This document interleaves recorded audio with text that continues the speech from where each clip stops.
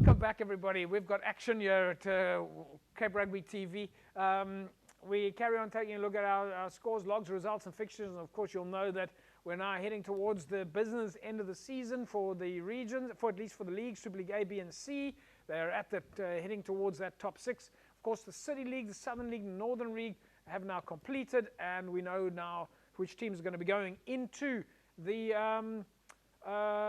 top 9. Jerome, that's of course the process, right? You play through the league in the Southern, City, and Northern, and the top 3 teams then end up going into promotion league. Yeah, they go into promotion league, and that's where it becomes tough, where the guys, I mean, you have to win basically their games. One of the interesting things about the promotion league is, of course, that you've never played against those teams before. So now you have this cross-pollination picture of where the best of Super League A, at least the best of the City League, is playing against the best of the Southern League, the best of the Northern League.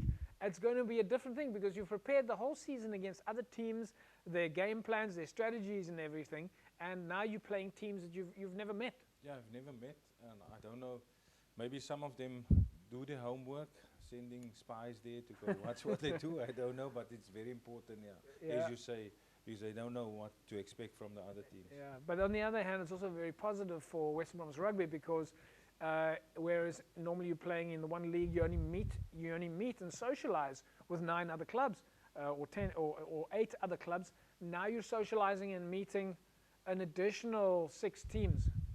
Yeah, it is, and I must say, our rugby community is it's big, but it's also not that big. I know they know more or less each other, they're friends, and they know. So some of them like that idea also, playing against the other regions. Well, before we take a look at those logs where we are have ended up on the logs, then let's take a look at your results then that came in over the weekend. Of course, in Super League A, we see that it was Unimol then 13-0 over Durban. St. George's went down to Hamilton's, and Helderberg, well, they went down to False Bay. In Super League B, we see Young Peoples, they went down to Franschhoek, 40 points to 5.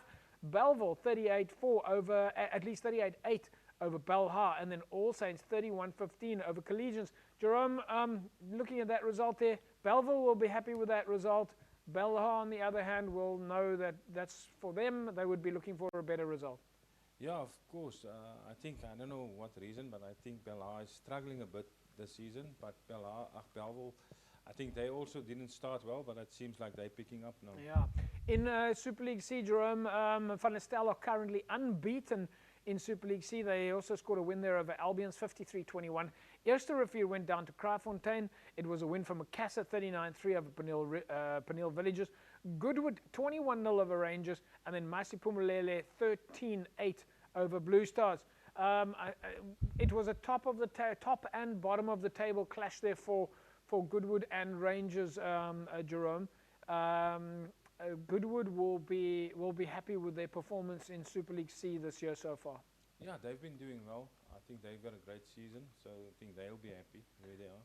Yeah, they're sitting at number 2 on the log in Super League C. Let's take a look there at the logs in Super League C, and there you see, of course, that Van der Stel are currently sitting at number 1, followed by Goodwood in 2nd place, and then, of course, Macassar, Hamadias, Peniel Villages, and Kraaifontein.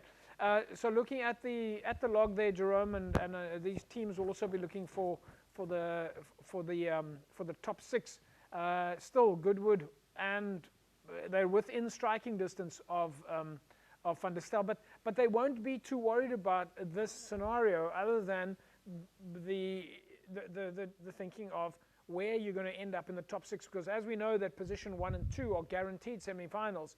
Position 3, 4, 5, and 6, though, in the leagues will be thinking about, well, you've got to still play off to get into the semi-finals. So that those bottom 4 of the top 6 is quite important. Yeah, they are. And just looking at a team like Peniel Villages, they were struggling last year, but I think they've been doing great work there. So they also up there. They still also have a chance, though they're 5th. Well, let's also look at the logs in Super League B. Folks, in Super League B, having played now 10 games each, is, of course, Franschhoek and All Saints. Franschhoek sitting at number 1, they've got 39 points. All Saints sitting at number 2, they've got 38 points.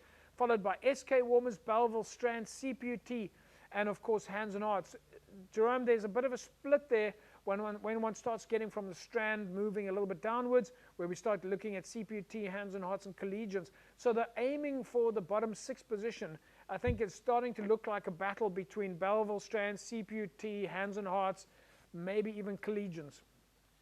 Yeah, it looks like that. And if you look at SK Warmers, they currently 3rd, but they've only played 7 games. So yeah, where they are, I think they're also happy where they are.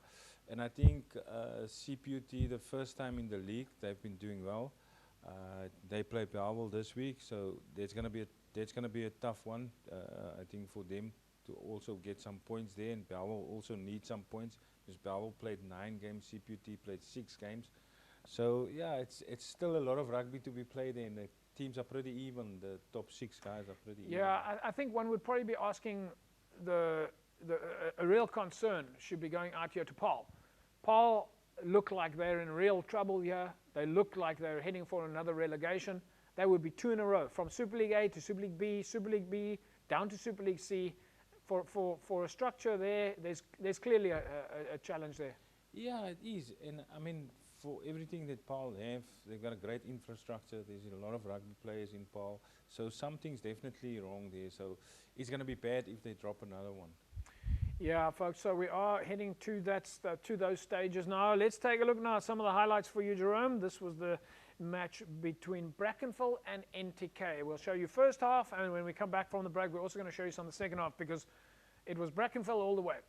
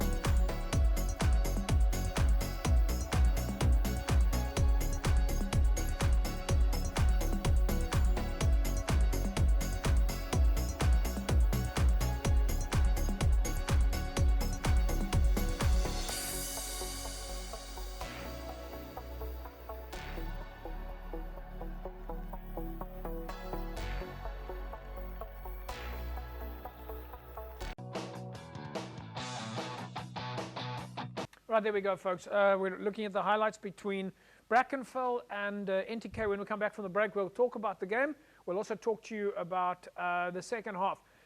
Folks, of course, Decro is on board with Cape Rugby TV. Decro, of course, brings paint to life.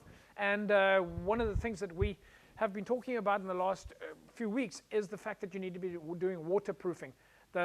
This weather in the last month or so has just been unreal. And folks, I can give you an interesting story from a personal factor this weekend. I found out that, well, I didn't find out until it was almost too late, that my garage was leaking. And Jerome, you'll know about this stuff, but when your garage leaks, you can get water coming through the roof, and it can go into your electricity. It's dangerous, right? Yeah, very dangerous. Yeah, I mean, you know about things like construction and so forth. So really important, because then you could have serious problems.